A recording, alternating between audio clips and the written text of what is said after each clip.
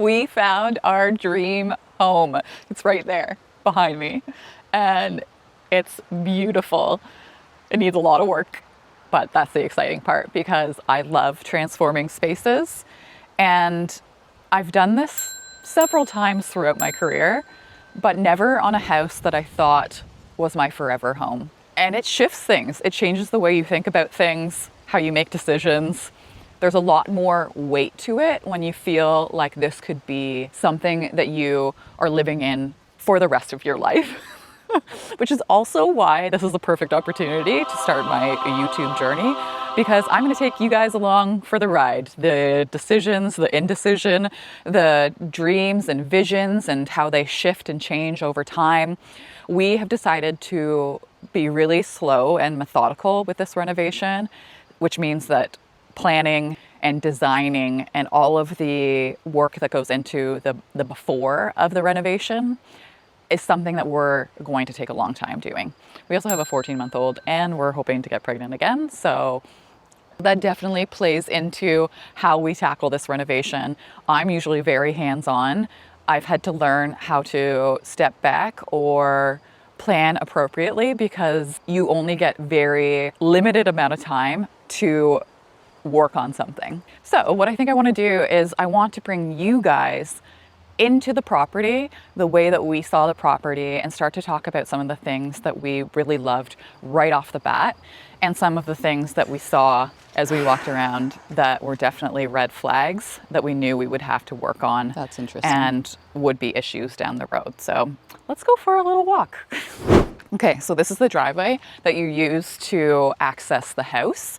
We have 140 feet of walk-on waterfront, and the house runs the length of the property, so almost every room in the house has a view of the ocean. Another thing that we loved is that there are big, beautiful, mature trees and gardens that have been established over the last 50 years. Were probably planted when this house was first built in 1976. And when we first moved in, these rhododendrons were in full bloom. And this is something that's priceless. You can't buy plants that are this mature and this beautiful and this well established. Or if you do, you're spending a lot of money. This property is 0.53 acres, so just over a half an acre, which is a great size. And the other huge benefit to this property is that there's this green space right here next to us. We do have neighbors, but you can hardly see the house. There is this like 60-foot piece of land that will never be developed and makes this piece of property seem even bigger. Let's go for a little walk. So this garage will act as my workshop. It's a great size for a workshop, and we've got lots of storage too. So when we start renovating, we'll probably pull a lot of the stuff out of the house and store it in this garage. There's actually, you can kind of see it behind me, there's a second garage space as well. I think they used as a workshop, but we're going to use it as more storage and set up a gym in there as well. But as you can see, there's a huge piece of grass out here that will be great for Griffin. It's midsummer right now, so it's dead. And it comes with its very own whale mural. Because we just moved into the neighborhood, so we're meeting all the neighbors. And when we're describing which house we moved into, we say, the house with the whale mural. I mean, I kind of like it. So the driveways themselves are, they need a lot of work. There's actually enough gaps and space from the heaved concrete that there have been some wasps making nests under the concrete. This whole area will need to be dug up at some point. I already have it in my head that the driveway situation is going to change eventually, so not a huge deal. Before we even went in the house, we walked down the driveway, and obviously, first and foremost, we saw the brick that was completely cracked and knew that would be an issue. But what really drew us in was walking around that corner past the trees and the ocean view, the view of the mainland mountains. It's breathtaking. So a lot of beaches on Vancouver Island are not sandy. They're rocky like that. But back in the day, they must have brought in a machine and used the machine to clear out some of that rock and pile it, because this pile is massive. And now there's a nice clear we call it the driveway, a nice clear driveway down to the water at any time of the day. As you can see, there is some sand here.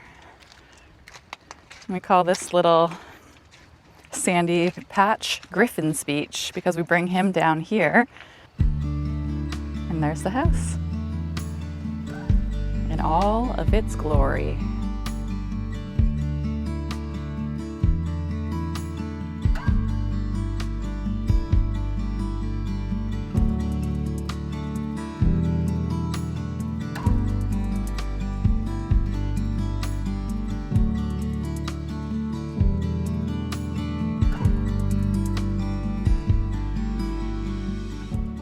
So next I'll take you on a little bit of a tour down the backside of the house. As you can see, lots of concrete, some of it in good condition, some of it not so much. And you can probably see behind me, there's lots of garden beds right up against the house, which is something that I don't love. I love gardens, I love plants, but I don't love soil and plants right up against a foundation or your siding. It's not great for either. And we're on the wet coast here. West Coast. We get a lot of rain. We're on the ocean, so moisture is a huge problem. And I don't want anything that holds moisture up against the house. Salt water gets into everything. Things rust easier. Things get moldy and mildewy. And maintenance just has to be a top priority multiple times a year. Obviously, there's also some things like the nice big hole down beside the foundation. That's interesting. And there's some issues down there that I want to talk to you about as well. All of the brick on this house is going to have to be removed, and actually essentially all of the siding is going to be redone because we are changing out windows and doors and restructuring some things. But the brick was one of those issues that we saw right away. I mean, you can't miss it. The brick is completely separated from the wall in a lot of places, and there's cracking. You can see where the brick has literally opened up. And along some of the windows, this brick would have tucked right up underneath this window.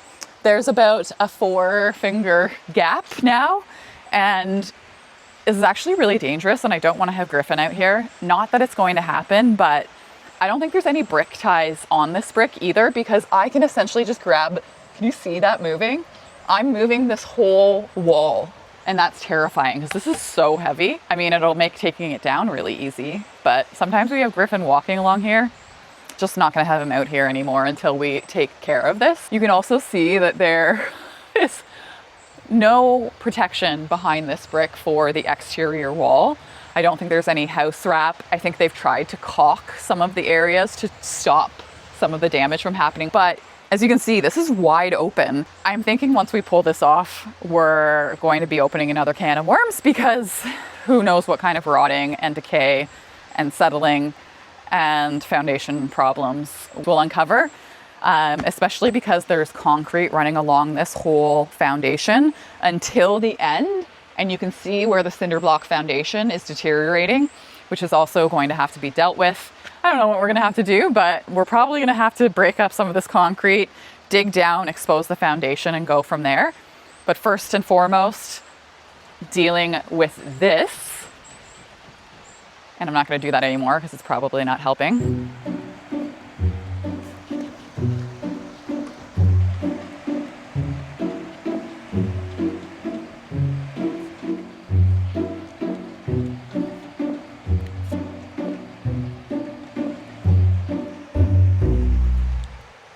Is my number one priority when we start tackling this area. Just get this brick down, remove it, and start to protect this house from the outside so that more damage isn't done. I can see daylight, and this whole set of stairs has separated as well. This could be a pretty big issue. This corner, we knew, because you can see the foundation, you can see the separation, you can see the brick falling off. We knew it was going to need to be addressed. But again, until you start tearing things apart, pulling things off, you don't know the extent of the damage. So wish us luck on that. This is an interesting corner as well because this is the property line right here. And there's a big old bush running right along the side of the house. You can see foundation issues that continue into that bushy area, which isn't going to be the easiest to deal with. So I think we're going to have to cut some of it back, and our other neighbor is right here to this side. And again, back in the day, they built very close to the property line. Interesting choice. But yeah, this foundation and dealing with the brick situation are two of the top priorities that we have. One thing I do love is how big these windows are, because it's taking advantage of the beautiful view. So that's one positive.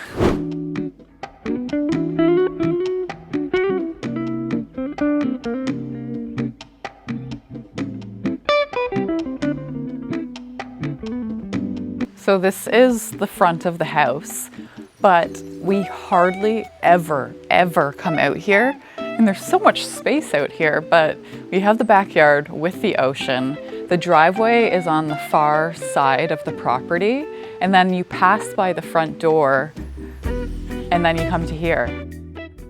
Nothing's ever been done with this space, so really it's just no man's land. There's a beautiful weed garden growing.